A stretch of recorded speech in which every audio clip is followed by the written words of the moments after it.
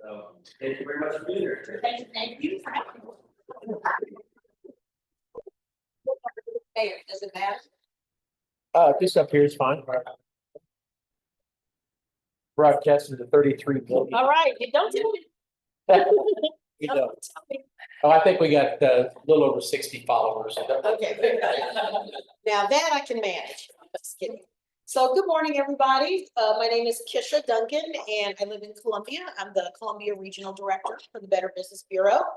Been in the role a year as of last Wednesday. I can't believe how fast it's gone. I worked in higher education for a number of years. Before that, I actually worked at Mizzou for 18 years and was ready for a change and to do something different. And, you know, you've done something for a long time. It's like, let's see what else I can get into. So when this position came up, it felt like a good fit and like I could do some of the things that I enjoy the most. And so it's just been a lot of fun. So my region goes about as far north as Ladonia and as far south as Camdenton. And I've been unable to get here. It feels like it's taken me a long time to get down to these parts. I was telling the folks at the table I was sitting at there that it's usually Columbia, Jeff City, Fulton, Boonville, Mexico. You know, you just they kind of circulate you that way in terms of people grabbing you for presentations and such. But I told myself I've got to get to all of my region before the year ends. So I'm happy to finally be able to get down in these parts. I have three other regional director colleagues. There's one in Cape Girardeau that services that area and region, someone in Quincy, Illinois, and then someone in Springfield.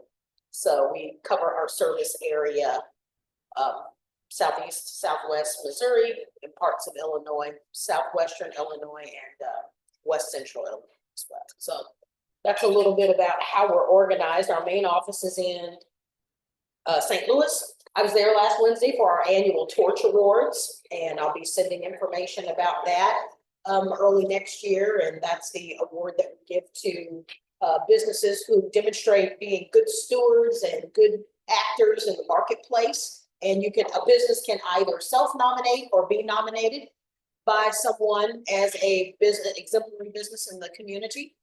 If you're interested in nominating one of your local businesses or nominating yourself, we'd love to receive your application. And we get that information out pretty widely. I would ask all of you, if you don't already, follow the BBB Columbia Facebook page.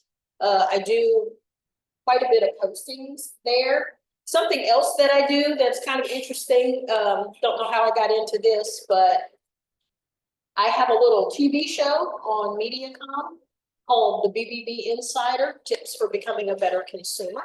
And I record on Tuesdays in Columbia, and then it airs Thursday through Monday in 9 different states. So we're really getting the word out quite widely. And that's my main responsibility, is education and outreach about the Better Business Bureau, our history, what we do, letting people know we're still around. I go into the high schools and talk with high school students. What's today? Wednesday. On Monday, I was in Fulton and talked to some personal finance classes there, and that was a great experience. And I've been in several of the high schools, and that's really great. Better Business Bureau is really big on pushing business ethics and ethics at the high school level, and so it's important for them that we get out in schools. So I'm happy to do that. Media outreach, as I said, and then being responsible for our Torch Awards process and navigating what our businesses need. And also encouraging businesses to become accredited in the Better Business Bureau. We are organized as a 501c6 trade association designation, so that allows us to classify as a nonprofit organization. A little bit about the origin story of the Better Business Bureau. Don't know if you all know this, but the Better Business Bureau was founded in the year 1912 in the state of Minnesota. So we have been around well more than a century. And we're very proud of that, because we feel like in this day and age, anything that lasts more than 100 years is saying something in terms of still being relevant and still efficiently executing its mission and its vision. So a lot of the students sometimes like hearing this story. Our origin story is that the Better Business Bureau was founded in 1912 because of Coca-Cola, the beverage that many of us like to drink. When Coca-Cola came on the scene in the early 1900s, they were claiming that they could cure medical conditions, which, laughter is appropriate. Some of us may have heard the story about maybe an ingredient in Coca-Cola that was not curing medical conditions, but maybe causing some, and maybe an addiction or two as well, allegedly. So it wasn't good, obviously, that they were touting they could cure medical conditions, kind of doing the old snake oil salesman kind of thing from back in the day. And so one of Coca-Cola's employees had an issue with the false advertising and the lying about what Coca-Cola could do. And they founded the Better Business Bureau to begin regulating advertising in businesses so that businesses couldn't just start selling products and services that claimed they could do wild and crazy things that they actually could not do.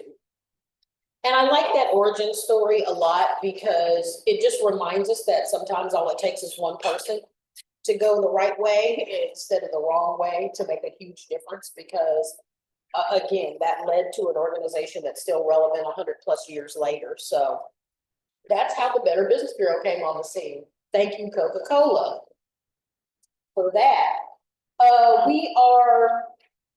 So let me back up a little bit. So there is an international association of Better Business Bureaus. And the reason why is because we have organizations in the US, Canada, and Mexico. So those are the three areas where we have internationally where we have Better Business Bureaus, and then that rolls down to Better Business Bureaus in all 50 states. We're very proud of the fact that we just learned we acquired Ottawa, Canada's Better Business Bureau. They're going to be merging in with us. Well, we applied to be able to merge with them, and our application won. And so we're very proud of that. It's going to mean more work and a little bit of organization change, but we're actually going to be able to say that we're also have a presence, our service area has a presence in Canada. So that will be wonderful as well. It's just service, that's what I'll tell you about. Of course, our mission is to be the leader in advancing marketplace trust. And our vision is a marketplace where buyers and sellers trust each other, right? I mean, it's really that simple. Better Business Bureau serves as a watchdog organization between businesses and the consumers, all of us, the buying public.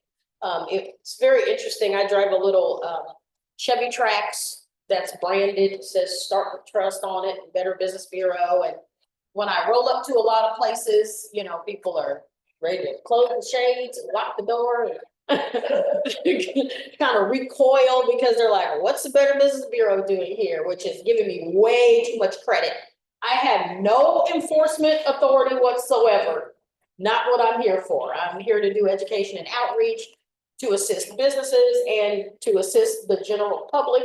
And so if they let me in the door and I can get a chance to talk to them and let them know, I'm about keeping the peace. That's what I'm here for. And to bridge the gap between the two and make sure our mission and vision is executed.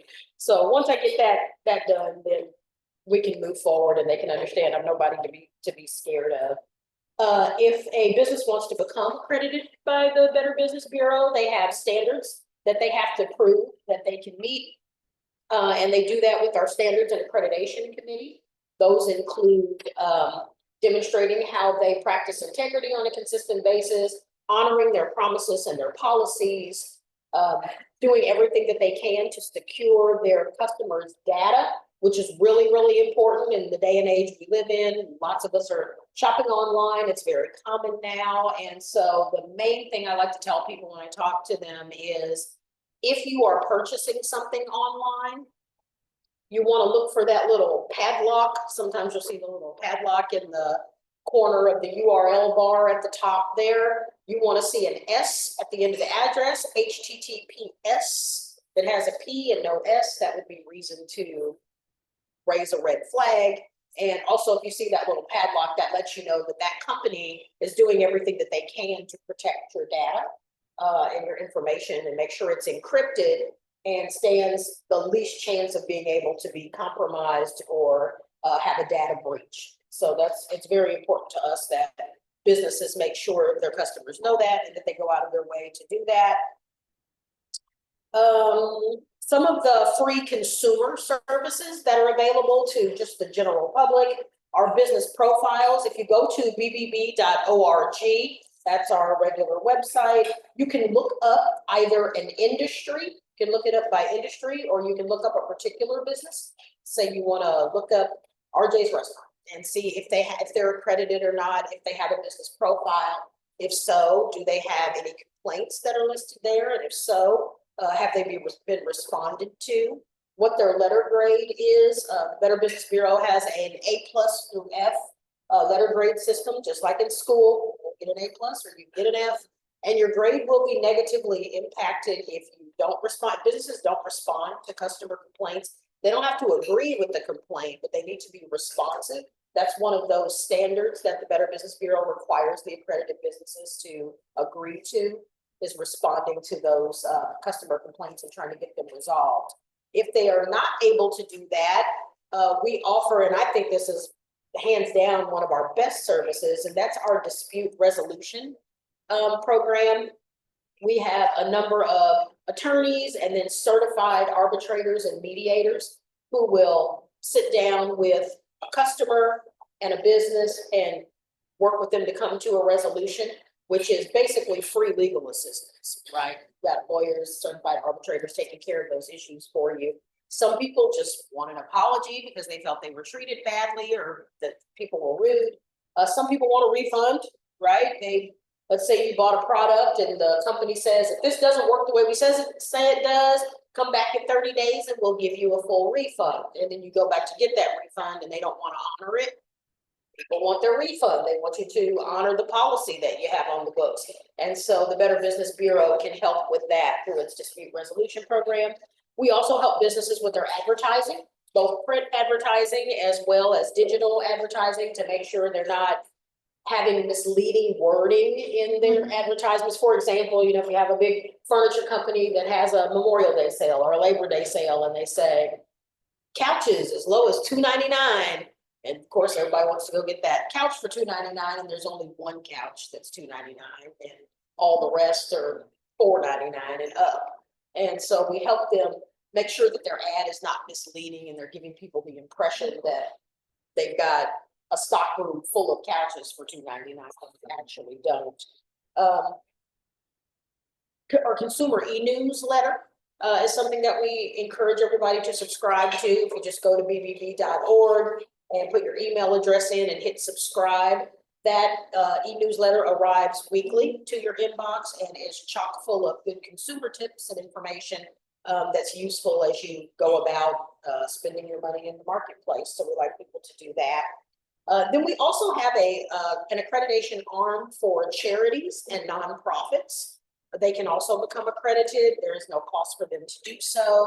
They can also use the digital BBB logo, the seal electronically, or the actual, you see the little BBB sticker in some businesses, and lots of people are looking for that before they want to do business with someone, because they know that the business is willing to be vetted, right? That's what establishes the trust. If you're a good business and you've got good business principles and you're practicing all of those, what's the problem? Shouldn't be afraid of being vetted. Talked about the business profile. The other thing you can do on a business's profile is you can use the get a quote feature. Let's say you want to install a new floor in the bathroom, and you can just hit the get a quote button and a little box will pop up, and you can type in that box, you want to install new flooring in your bathroom. It's these measurements, when you'd like to have it done, and the business will get back to you in a couple days with an estimate for about how much that would be based on the information that you entered. Is that from vetted companies or? Any company that has a business profile, that means you can click on that get a quote button and put that information in. Yes. Any questions so far? Yes, please. You're right, that's 500 years impressive. Rotary is a good example of how membership is declining throughout the years. Are you guys seeing that as well with your 150 clients? Not really, probably a little bit just financially. But what we do see is as there's people got to make budget decisions, right? But in terms of new businesses, because there are so many new small businesses coming on that really love the idea that when they become accredited, they've got a website, they've got an instant business profile, and kind of a place where they can drive business that they don't have to mess with too much. And so it really ebbs and flows for that reason. Really, the more small businesses you see coming on and new businesses, because now that we're far enough through the worst of COVID, hopefully, you're seeing some businesses come back that were going to be gone and more new businesses starting up. So it really ebbs and flows, to be honest. And it's, of course, based on geographic area too, right? Like we have the most accredited businesses in the St. Louis area, it's a city, then Springfield, next biggest, then Columbia region. My region currently has 550 accredited businesses. And that's gone up from about 536 over the course of the last year. So it ebbs and flows kind of depending on what's going on. And then Quincy, Illinois, smallest region, they usually range somewhere between 120 and 130 in terms of accredited businesses. It's a smaller area. And in those smaller areas sometime too, when people know each other or if a business has been around forever, they've already kind of got that established. So. Talked about media. What else can I tell you about? Making sure I'm not forgetting anything here. We do have St. Louis has a consumer fraud task force that meets quarterly, and they will do studies to make sure that whatever scams are out there, they want to always update the data. About every 3 years. The research team will say this particular scam is on the rise or it's declining or it's holding steady. And so when we get that information, we'll do a big run to get it out to the public and make sure people know on radio and TV. Some of those scams, the ones that's the most prevalent right now are investment and cryptocurrency scams online and particularly through social media platforms. Scammers hacking people's accounts on social media, pretending to be a friend of someone. You think this is your friend communicating with you about a possible investment opportunity. You share your financial information, and then the next thing you know, you've been scammed out of some money. So we encourage people to, don't respond to that. Check with your friend. It sounds ridiculous, but you really need to stop and check when you get that kind of information, especially via a social media platform. Because you think a real friend, if your true friend has an investment opportunity for you, wouldn't they just give you a call or send you a text message and say, hey, I've got this great opportunity I'd like to talk to you about. Another one is employment scams. Those are really up, and those are practiced most, and they dupe the most people ages 18 to 24 actually with employment scams. Young people are trying to get employed, need a job. They'll do the whole interviewing process online, let's say for a data entry position or digital email marketer or something like that. And then the company will say, you got the job, congratulations, just send us $600 for the equipment that you need to start the job, for the tablet and the phone or whatever it may be. That's a huge red flag. Don't respond to that. They're giving you a job. They're supposed to pay you money. You're not supposed to send them money. If you have equipment that's required for a job, they should be sending it to you, not asking for money. But when you don't have a lot of life experience and maybe it's a first job, you might think that that's normal. So that's something that we talk to Do you know with the Attorney General on some of these things? We do. No, yes, I'm glad you asked that question. So the St. Louis Consumer Fraud Task Force is comprised of members of BBB leadership, Federal Trade Commission, Attorney General's office, sometimes Secretary of State's office, FBI, CIA, whoever that needs to be involved depending on the agency and what the scam is. They all work together and to determine.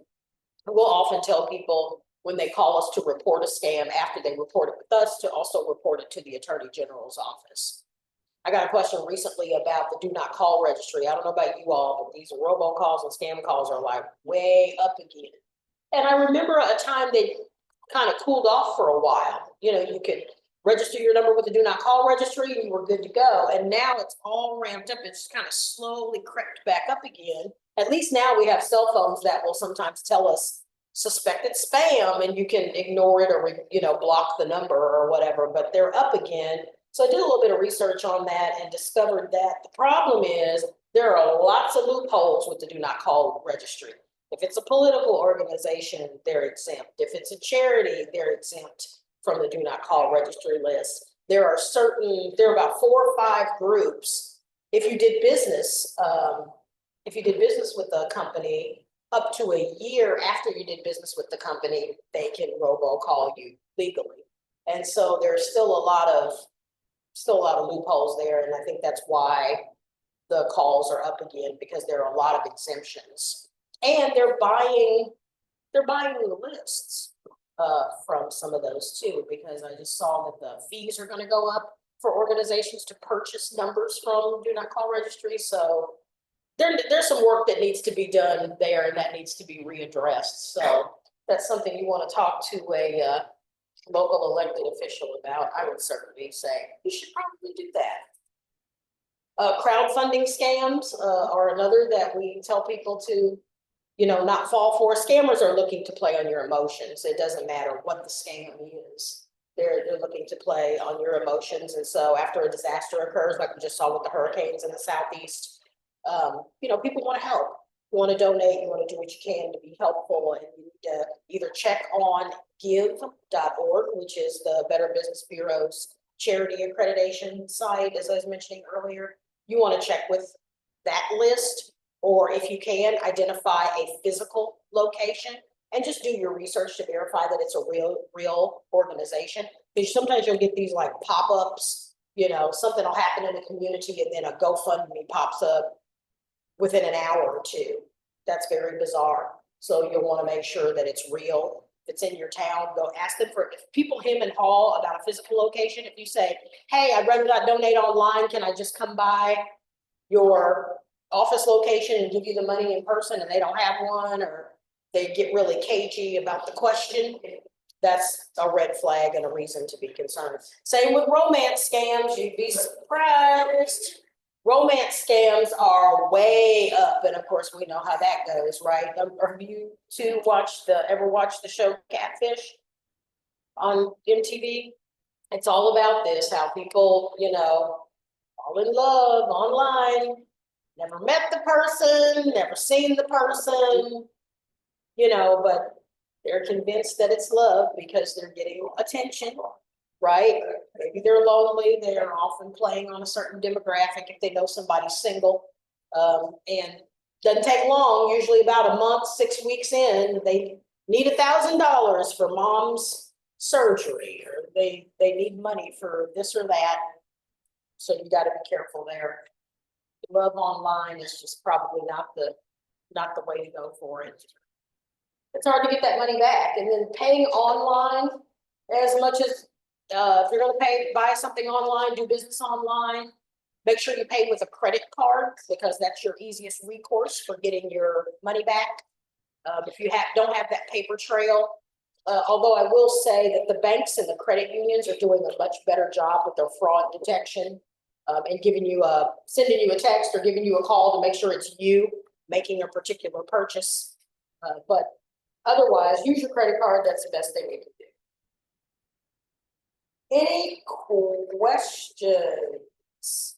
What have I not addressed? Yes. All these scams. Yes. What is the kind of one?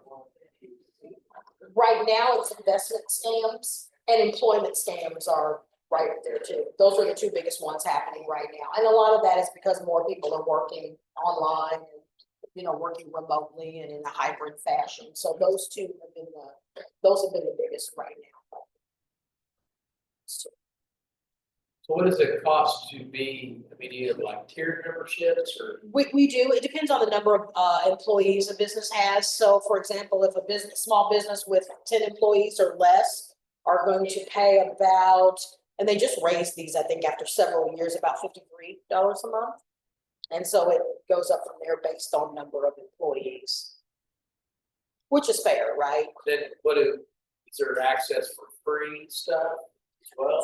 For charities and for charities and nonprofits, yes. But we do offer some freebies within that membership. All of the services for accreditation are available. The business profile, the use of the logo. We have a customer review generator. We have a number of courses, a huge learning platform that we just launched. If you wanted to get your business, your employees trained in a particular area, but didn't have time to do it, you could do that through BBB.org through your membership as well. So. Yes. You mentioned earlier, kind of a stable conversation with chambers of commerce. How do you interact with them on the local level? Do they assist you with these things? I do presentations for their groups often, or just mostly networking. And letting them know I'm here if they need a presenter, if they need me to run interference for a business, if they're having an issue that they want addressed, want to learn more about accreditation. Next speaker. There we go. He's president of the West Side Lake. Oh, nice. Well, I'm glad you're here. That's great. I'm gonna bop down and say hi to the Camden chamber since I'm in that area. I only got here, so I thought I'd go drop off some business cards. Actually speaking here in 2 weeks. It's great. That's very awesome. I appreciate you letting me come today and talk to you a little bit about the Better Business Bureau. If you need any services, want to talk further, feel free to give me a call, send me an email. I will leave some business cards here for you if you have any questions. Be happy to come back anytime.